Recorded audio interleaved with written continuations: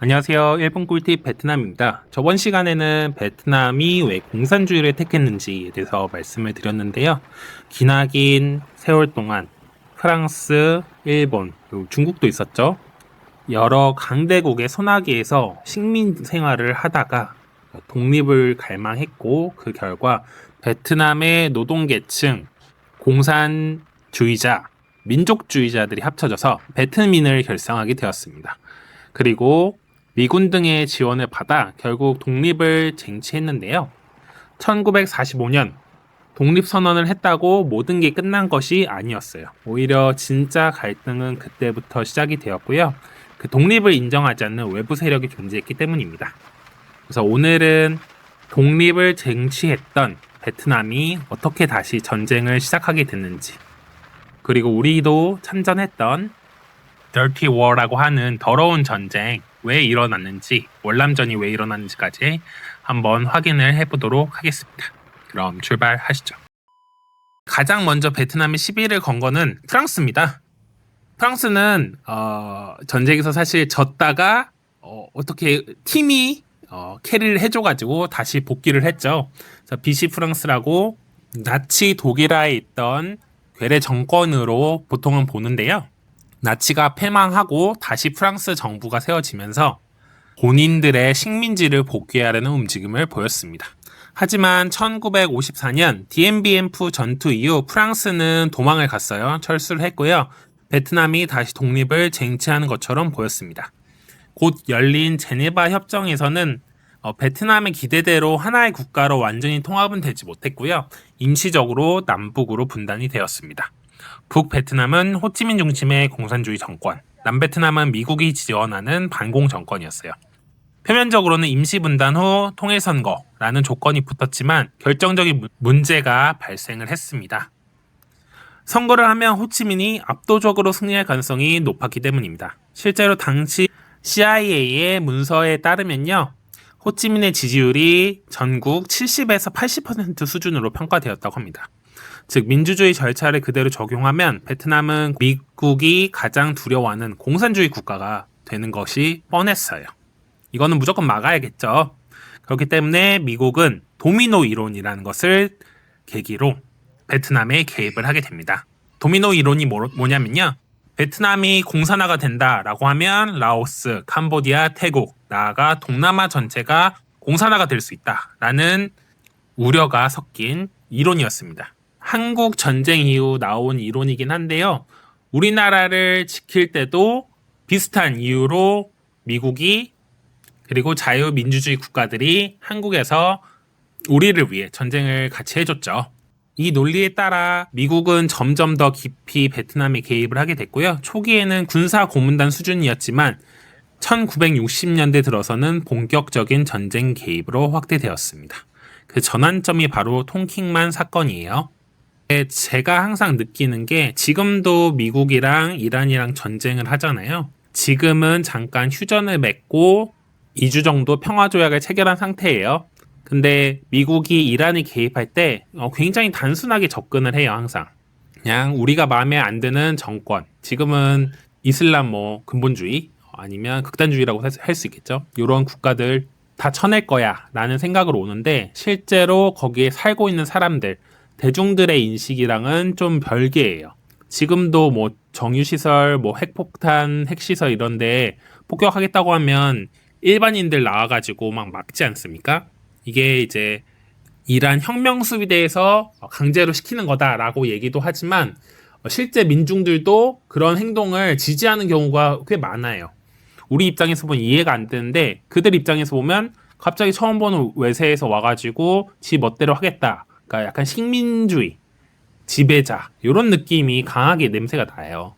그러니까 당연히 반감이 생기는 거죠. 저는 이번 전쟁도 결과가 그리 좋을 거라고는 생각하지 않습니다. 어찌됐든 이란 미국 전쟁은 나중에 또 다루기로 하고요. 오늘은 베트남 전쟁에 대해서 말씀을 드리려고 하는 거죠. 근데 이제 북베트남 입장에서는 이 통킹만 사건이 외세의 개입처럼 느껴졌어요. 간단하게 얘기하면요. 1964년 8월에 통킹만이라고 하는 하노이예요. 하노이 근처에서 미국 구축함이 북베트남군과 충돌한 사건입니다. 이게 이제 미국의 베트남 전쟁 전면 개입 명분이 된 거고요. 첫 번째 접촉대는 정말로 미국이랑 베트남이 충돌을 한 거지만 2차 공격은 사실 미국이 의도적으로 베트남에 개입을 하기 위해 정보를 조작하고 과장했다는 게 드러났습니다. 이래저래 결국 미국 의회가 대통령에게 전쟁 수행 정권을 위임을 했고요. 이걸 통킹만 결의라고 합니다. 이게 이제 베트남 전쟁이 국제전 형식으로 확대되는 결과를 초래하게 됩니다. 그래서 이제 미국 블루팀 쪽에서 보면 이거는 우리가 베트남이 공산화되기 전에 막아야 된다. 우리는 베트남을 지켜줘야 돼 라는 생각으로 개입을 했겠지만 베트남 입장에서 보면 북베트남 입장에서 보면 또 외세가 들어오고 또 우리를 식민지배하려고 하는구나. 또 뭔가 강압적인 걸 하려고 하는구나. 이런 위협을 느낀 거죠. 그래서 어떻게 보면 민족 해방 전쟁 이쪽에서 이제 바라보게 되는 그런 전쟁이라고 할 수 있어요. 이 전쟁이 또 되게 특이했죠.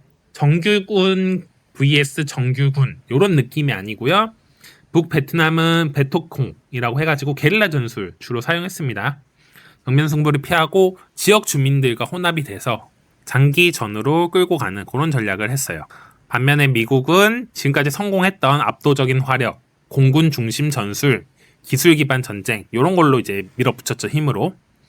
근데 결과는 여러분들 잘 아시는 것처럼 베트남이 승리를 했습니다. 미국이 철수를 했고요. 뭐 여러 요인들이 있겠죠. 남베트남군이 썩어 빠졌다 뭐 이런 얘기도 하고요.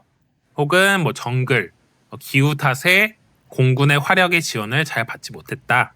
아니면 명분이 없는 전쟁이었다. 여러 가지가 있는데 북베트남군이 베트남 민중들의 지지를 받아다는 점일 것 같아요. 그래서 우리 입장에서는 우호적이었던 마을이 밤에는 베트콩으로 변해가지고 쏴 죽였다더라. 베트남 사람들이 믿으면 안 된다. 이런 얘기도 많이 하는데 지역 주민들 입장에서 보면 누구의 편을 들지를 생각을 해봐야 돼요. 결국 베트남의 독립을 이끌어냈던 그 호치민 아저씨가 중심이 된 이쪽이 더 지지를 받을 수밖에 없는 상황이었다고 할 수 있어요. 결국 약 10년간 진행됐던 전쟁은 1975년 북베트남군이 사이공을 점령하면서 사실상 종료가 되었습니다. 남베트남 정권 붕괴됐고요. 베트남은 공산주의 체제로 통일을 했습니다. 미국의 사실상 첫 패배라고 하죠. 근데 이 패배가 단순한 패배가 아니에요. 세계 최강 군사력이 비정규군에게 패배한 그런 사례라고 할 수 있어요. 미국은 270만 명을 투입을 했고 폭탄은 2차 세계대전보다 더 많이 썼다고 하더라고요. 현재 기준으로는 약 1,400조 요 정도를 이제 쓴 전쟁인데 끝내지 못했죠. 반면에 베트남도 엄청난 피해가 있었습니다. 피를 많이 흘린 그런 승리고요. 약 200에서 300만 명 정도 죽었다고 하고 미국 사망자가 5만 8천 명이니까 요거의 한 20배 이상 최소 많게는 한 40배까지 추정을 합니다.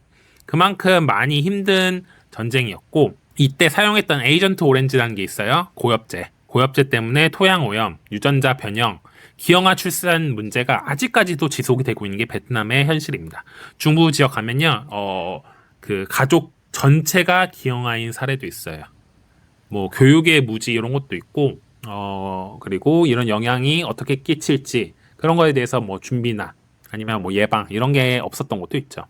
그리고 통일은 됐지만 사실 산업 기반이나 농업 생산력 이런 것도 다 급락을 해가지고 베트남이 1990년 경제적 개방할 때까지는 너무나 힘든 국가였어요. 그냥 밥도 못 먹고 옷도 제대로 못 입고 다니는 정말 최빈국으로 약 20년 정도는 산 겁니다. 이후에도 베트남이 중국이랑도 또 전쟁을 해요. 그런데 제가 쭉 말했던 이 흐름을 보면 사실 이념이 중요한 게 아니에요. 베트남은 독립을 쟁취하는 게 목적이었고요. 그 과정에서 예전에 중국, 그리고 프랑스 식민지, 일본 제국주의, 미국, 다시 중국 공산당까지 계속해서 처절하게 싸운 역사가 있습니다. 그래서 제가 결론적으로 말씀드리고 싶은 것은 베트남이 공산주의라는 이념은 하나의 방법으로 사용했던 것 같고요. 그 근본에는 베트남이라는 나라를 지키는 것, 그리고 그 중심에 호치민이라는 아저씨가 있었다. 그리고 외세의 개입, 이런 거를 굉장히 꺼리는 나라였다. 라고 정리할 수 있을 것 같습니다. 다음 시간에는 이 베트남 전쟁에서 한국군이 어떠한 역할을 했었고 베트남인들은 어떻게 기억을 하고 있는지 이런 내용들로 정리해서 말씀드리도록 하겠습니다. 감사합니다.